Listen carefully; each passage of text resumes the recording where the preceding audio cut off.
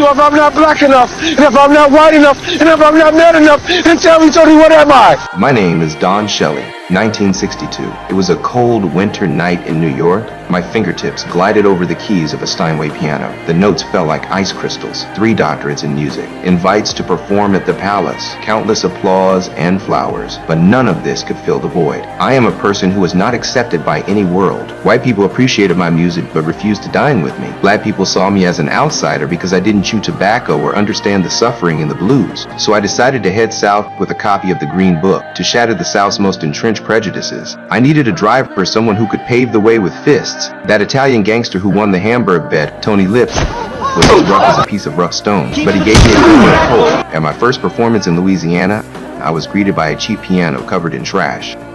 The manager gave me a cold, sideways glance. Come on, man. Man, these coons can play on anything you put in front of them. You got 2-3 hours. Just get a clean Steinway there. Oh, there ain't a Steinway on campus. Not my problem. I bet there's not 2 Steinways in the whole state of Indiana. I guess you better move your ass in. Who you think you're talking to, greaseball?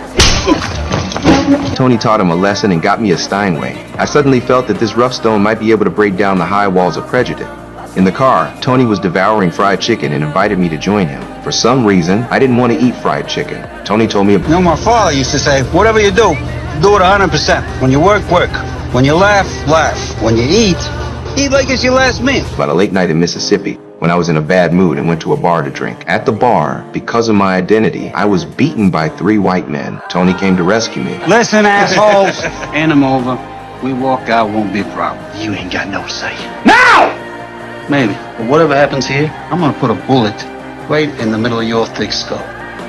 Got no gun, Ray. What if he ain't? I have to admit, Tony's acting was superb. I wondered why he didn't become an actor instead. Tony, do you really have a gun? Of course not.